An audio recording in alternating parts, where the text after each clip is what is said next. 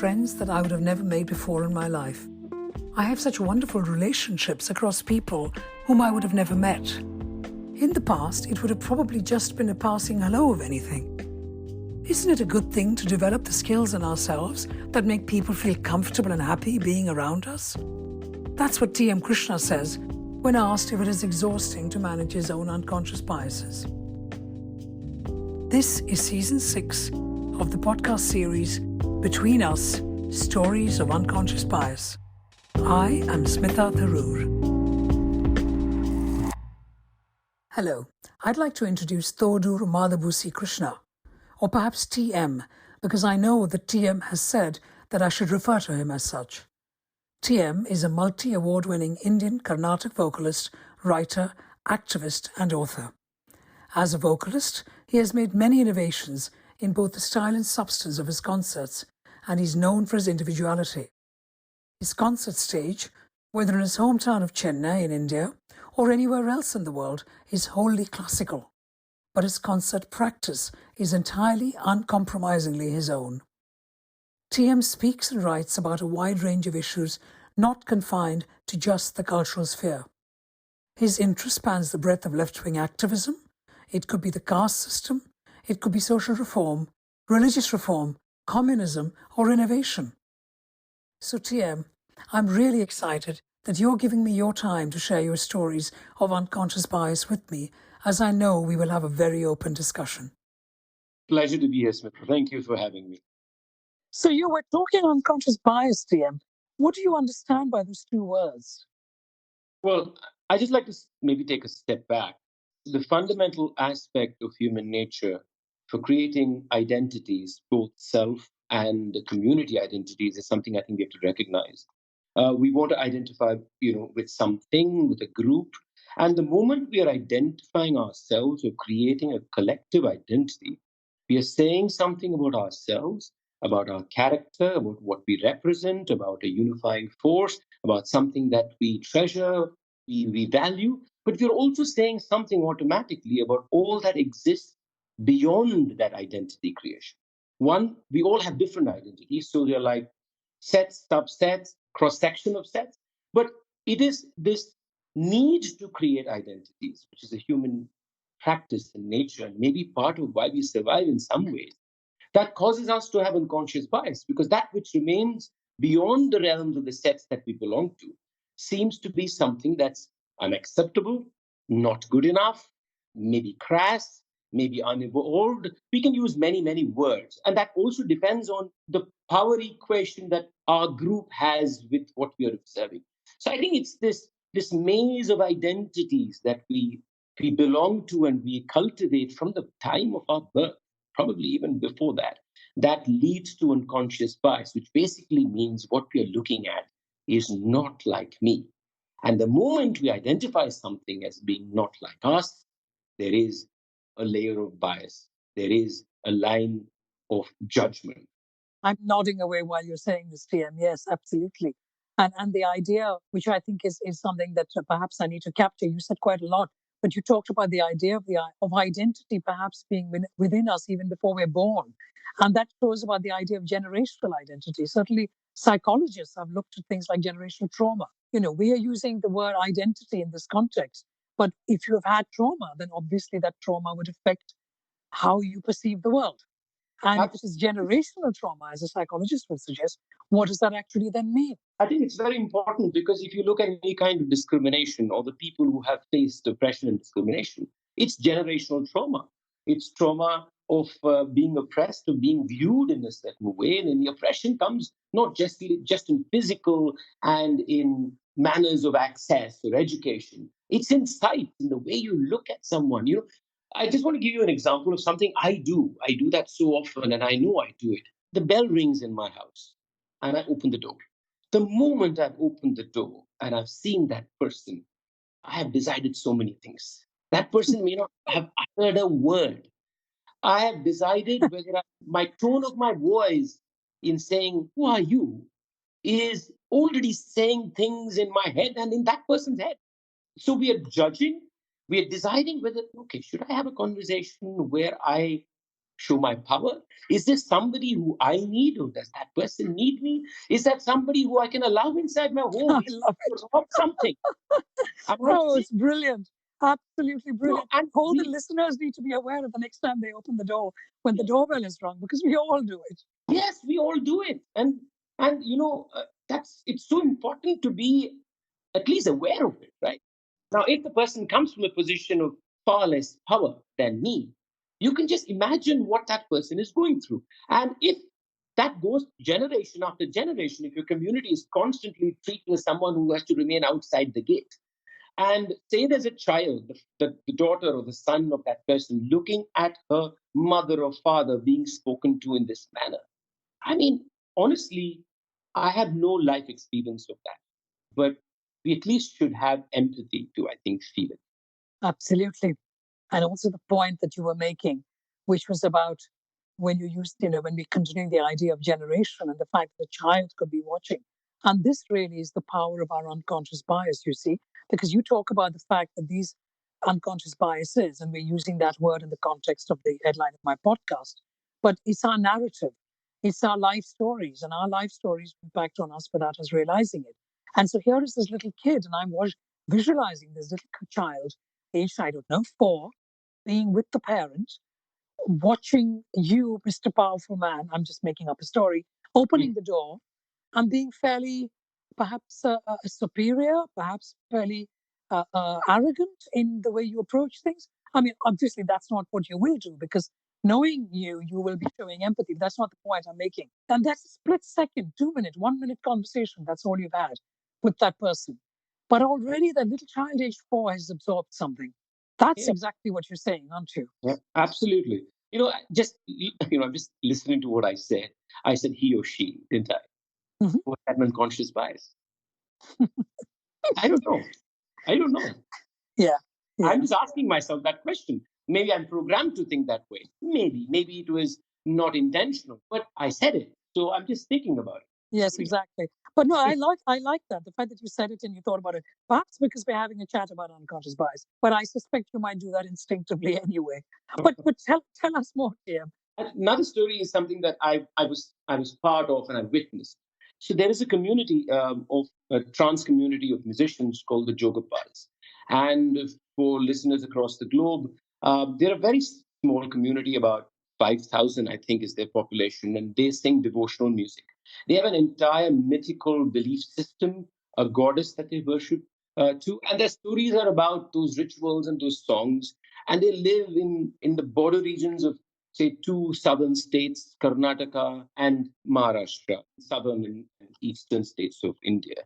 And I started working with them, and we tried to create music together. It was, I think, a beautiful experience that we did. And there are two stories with regard to them that I want to narrate. One is about me, and the other is something that I saw. We were to perform in Bangalore, and we arrived the previous day, rehearsed, etc. And we were checking into a five-star hotel. And that was something, a scene to just see. They entered the premises, the entire lobby, everybody were looking at them. The first expression was, what are they doing here? They were invitees, they were musicians, they were performers. I had never been looked at in that manner. What are they doing here? And then you could see that everybody was uncomfortable and they were making them feel uncomfortable. It was a combination of both things happening. And then the whole registration process, the kind of fuss they made about, identity cards. One of the musicians had left her identity card the village. And I was just thinking, this entire thing would have never happened if it was somebody else, would it have? There would have been adjustments. And in India, in registrations in hotels, you always make adjustments. But it was 2 hours of what I would call othering and trauma. But the other thing is, they are so used to being treated this way. What about that? That me as an observer, I'm reacting differently. But my friends, they were just chit chatting, and they said this happens, and they know. So there is this normalization of unconscious bias that happens with the receiver of that bias. That doesn't mean the bias doesn't exist. We should be very careful there. Because the other person doesn't express sadness on her face or doesn't show anger, does not mean that you're not hurting and you're not presenting violence towards that person. This actually is really powerful, TM, and I just want to pick up a couple of things you mentioned here. Firstly, for the benefit of the listeners, we need to say that the trans community in India are very visually, obviously transgender when you look at them. They have a fairly masculine, but they also usually wear saris. Am I correct? I just want you to give me a little bit more amongst your colleagues, all your fellow musicians. Yeah, right. And so therefore, because I mean, certainly I know a lot of people in the UK, not a lot, but a few people in the UK who are trans, but you may not even know what gender they were assigned at birth when you look at them. Whereas what you are saying is slightly different. So I want the listeners to appreciate this. And so you've got like 40, maybe, I don't know, 30, 40 trans people with you come in to register. Just a handful, about 7 or 8 of them. Only 7 or 8. So it's not even a large number.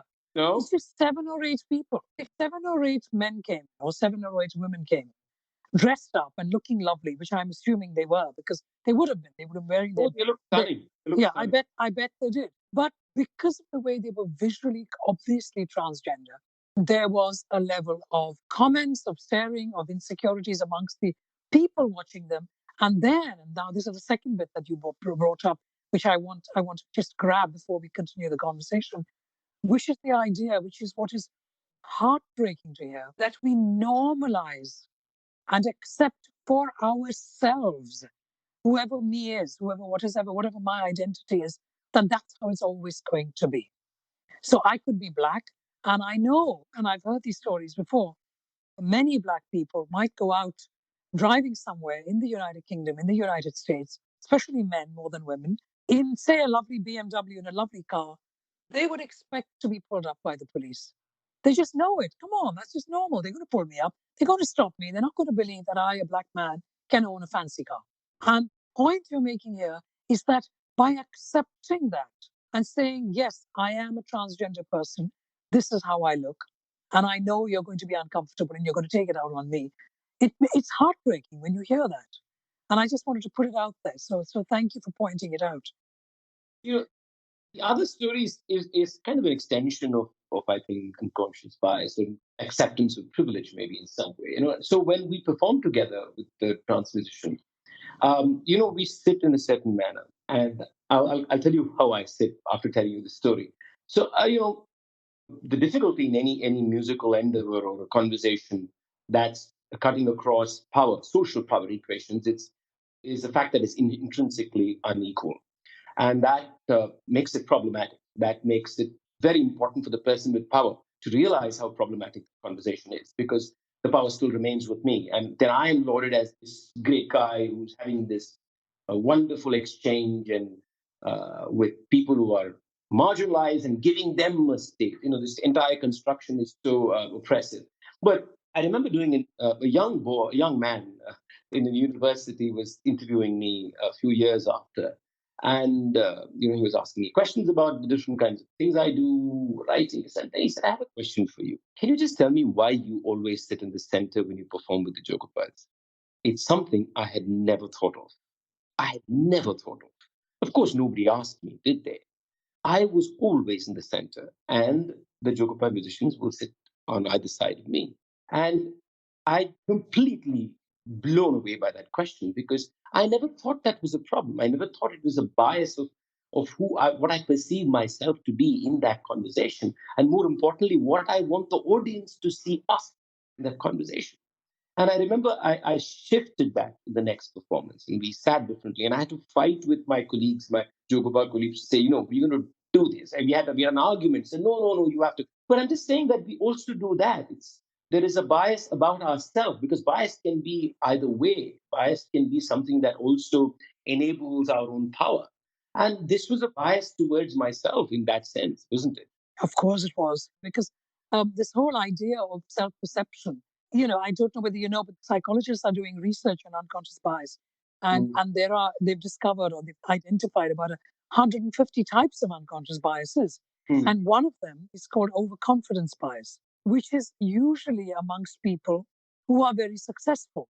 And for those of us listeners who don't know T.M. Krishna, please do Google him and listen to some of his music, and you will appreciate that he is huge. In India, in his field, he is the number one person to hear. So he is famous. So I'm saying that because there is a sense of self-confidence in you. I'm good at what I do. I've been recognized. I've been given awards. And you are good at what you do. You are genuinely good at what you do. And so we have this sense of self-worth, whether it's you or whether it's anyone else. But then what we do, and this is what you just said, which is brilliant, is how do people perceive all of you on stage? 8 of you, 7 of you, however many of you. There is, I'm being slightly cheesy here, here's Mr. Hero, T.M. Krishna sitting in the middle. And then No, you're surrounding completely are right. his supporters, which of course is not what you meant to do. Yeah. But what we then do is that we create that own instinctive power in ourselves, which we then put amongst other people, eyes in your audience. Because you're on stage and we're in the audience. But I could take that story into a completely different context, and I could make up an example of interviewing, which you may not need to be involved with.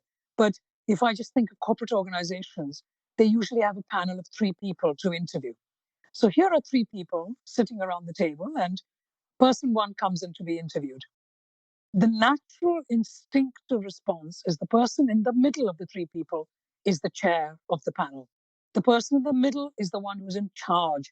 And the number of times I have said when I'm advising organizations on unconscious bias and recruitment, switch around.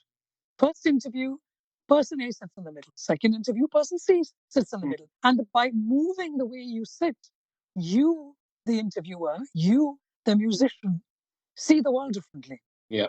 And that's what you're saying. So when you moved against everybody's advice not to, how did that work for you?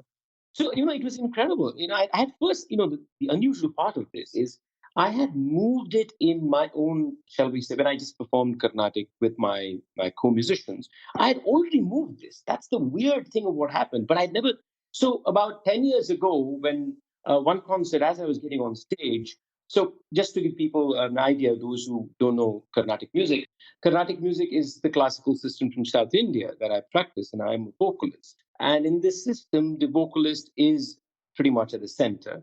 And the colleagues who are co-musicians who play the violin or some rhythmic instruments are, shall we say, seated perpendicular to me more than anything else. So I am the only one who's facing the audience front on. I am the center of attraction. I'm the hero of the day. Now, this is the traditional practice, and I've grown up seeing the greatest of musicians sit in that manner. I sat like that. And the weird thing that happened is one fine day, I just decided to shift it. And I said, can we just sit like a jazz quartet? But I'm not going to be center, but I'm going to be center right or center left.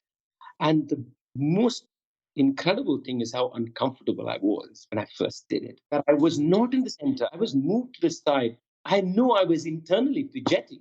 I just didn't feel that I was in command, that I didn't have control somehow of the whole proceedings. But the most beautiful thing that happened as I did it is our relationship on stage just changed. What each of my colleagues thought of themselves as participants in the aesthetic creation changed. We shared in a way that we never shared before. We looked at each other like we never looked at each other before. And this was just by going right of center or left of center. It's amazing. And I'm saying this with confidence because my colleagues have come and told me. They've come and they said things like, I've never felt so free. And I'm wondering what they're saying. We just moved. No, he's saying, no, I've never felt so free. I've never felt that I can express myself like I did until then. I was a accompanist, and now I feel I'm partnering in something. And the weird thing is, I had already done this, Smita, but never thought of this when it came to my collaboration with the trans musicians. So even in this self-awareness in one frame, that self-awareness not necessarily is carried forward in another frame. Well said. Well said. A different set of decision making in a different frame. That's actually a very important lesson for all of us to realize. Because if you do it once, you might do it twice, you might do it 3 times. It doesn't necessarily mean that it fits and you've suddenly changed forever, because life is fluid. That's what happens, right? And different circumstances come along, and then you instinctively just do things differently. That's all it is. And it's not a judgment or a criticism, but it's about just learning. I love it. It's just wonderful, TM. Any chance that you've got another story up your sleeve you could share with us? Well, I have an inverse one. When you consider yourself progressive and you come, first of all, you come from privilege of all kinds of privilege, gender, sexual preference, caste, race, color, all that is privileged by society, if you take all those boxes. And then say you're progressive. Now, that's also maybe some way of privilege coming from that environment. But you're progressive, you're conscious of this, you're self-aware, you say the right thing, etc. But sometimes the inverse also happens. Because you're all this, your judgment of the privileged or the cultural privileged people also becomes a problem because now you've started different identity, right? You're belonging to this set of identity that we may all share and believe is the best way to go, etc., etc., etc. I'm not judging that, but the fact is that can also become a basket of judging the privileged. So this happened to me. So there was this event we were going to hold in a temple in the city of Chennai. This is and the temple is controlled by a caste called the Brahmins, and the Brahmins are socio-culturally the most privileged, historically and to today in society. Socio-culturally, it's the Brahminical idea of art, it's the Brahminical idea of sound, of beauty, which is what unfortunately governs the entire aesthetic palette of this country to a large extent. Now, this temple is controlled by this community, Brahmins, and I belong to the same community. Therefore, now that I am progressive and I am liberal, blah, blah, blah, blah, I think all Brahmins are of a certain kind. And if they're dressed in a manner that is, say, conservational or, say they're very ritualistic and they are, have their thoughts, somewhere in the 15th century, then I already presume that the person is of a certain order. So I remember trying to hold an event in this temple for the fisher folk, who at the other extreme of the ugly social order that we have in India, the caste order. And I remember even before I made the call, I was sure this person is going to say no. Like, there's no way these people are going to agree to this. We, as organizers, thought it'd be an interesting conversation of bringing two communities that are so separated by social hierarchy, and maybe there was a possibility of some intersection. And yet I was very skeptical. And I remember meeting the person, and even the way I suggested the idea was, you sometimes suggest something just knowing the person is going to say no. We do that so beautifully. We also sometimes suggest it in a manner that the person would say no. But anyway, I was suggesting, expecting the no response. So I said, do you think you can do this? I wouldn't say that to a progressive. I'll say, look, let's do this, right? And that person just said, of course we will do it. And not just that, they were very proactive. They participated beautifully in the event, and the event was lovely. And that was such a learning for me because I had decided that this person or these people are incapable of going beyond their own biases. And I was thrusting that bias into the entire conversation. So it operates in all directions, right? I love that story because we are working so hard on doing the right thing. We are progressive, we are liberal. I mean, I say we because I'm just speaking for the context of this conversation. You are certainly an activist. You've done an enormous amount of work in trying to support the underdog without showing a level of patronizing or any of that in so many different levels, whether it's trans, whether it's caste, all kinds of different things, religious equality, all sorts of things. I remember when I think it was a couple of years ago, where you had songs under all the different religions, a Christian song, a Muslim song, a Hindu song, and so on. And of course, Carnatic music is considered traditionally very Hindu. So you've always tried to challenge the status quo. But still, despite that, amongst your own group of people, you were having judgments and unconscious biases against them, saying they can't be good enough. And I can see parallels in many other areas. It's not just about the work that you are doing and how you approach the temple Brahmins. It could be even, for example, in the West, there's a lot about what people talk about white privilege. And there are now a lot of white people who are feeling guilty, who feel that they have not done enough, or who get angry with other fellow white people saying, you have not done enough in a more inclusive manner. So rather than appreciating that everyone is trying their own way in the best way they can. And so that's actually a real life learning for us. That's great. Fabulous story. But so, TM, how do you manage that? I mean, you're learning all the time. I'm learning all the time. Is there any sort of little mantra that you say to yourself every morning? What do you do to manage all the work that you do and continue to challenge your own and other people's unconscious biases? So I think the first thing we must realize that there is no end game here. It's not like 10 years practice this and 10 years you're going to be relieved of all unconscious biases. That's never going to happen. First, to understand that's a perpetual operation within our mind. It's going to always be there. So I think what it requires is, kind of acute awareness of it. I mean, can we be aware of it? Does it mean we will never do it? No, it doesn't mean. But can we be aware of it? Secondly, are we open to correcting it, to changing it? Are we open to accepting that, yeah, we need to constantly reassess our various biases, look at those biases?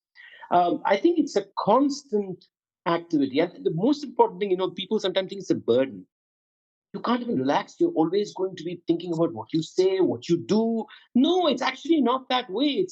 It's not like you're stopping yourself. It's not like you will not be natural. That's not true. All you're saying is, can I watch my naturality? Can you be aware of it? Which means that it can change. What's natural to you can be something else, can be something even more beautiful. And the most important thing, can you be natural in a way that you're welcoming to everybody? That everybody smiles when they look at you, that everybody is not scared, everybody is not feeling judged, not feeling othered, not feeling you're condescending. Is that possible? Isn't that a good thing to develop in ourselves, that people feel comfortable and happy being around you? And I think that is something we can constantly aspire to. And so I don't even see it as a burden, because I've heard people asking me, it's so tiring. The way you describe your life is extremely tiring. It's actually not tiring. I have made friends that I would have never made before in my life. I have such wonderful relationships across people who I would have never met, who I would have even seen. I would have probably it would have been a passing hello, if at all anything. All that's happened because of just being aware. That's all I've done. If you were in the same room, I would be reaching out and giving you a hug, TM, because unfortunately I'm in London and you're in India, in Chennai, so I can't reach out and give you a hug. But this is exactly what I want the listeners to appreciate. It is not a burden. It's just about learning and growing as human beings. I mean, you couldn't have said it better. You really couldn't have. TM Krishna, thank you so very much for sharing your thoughts, your wisdom, and your stories of unconscious bias. Thank you so much, Smita. It was a pleasure talking to you. Thank you so much.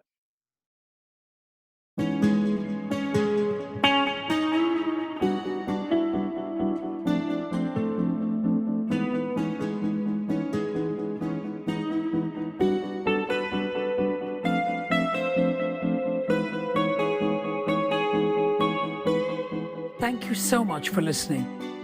I have been told that this podcast is ranked in the top 3% globally and heard by people in 98 countries. Thank you, listener, wherever you are, whether it's Albania, Afghanistan, Nigeria or Nepal, Sweden or Saudi Arabia. We could not have this podcast without you, the listener. As always, if you like this episode, please do share. I would also like to thank Jack Godfrey for his original music for Season 6.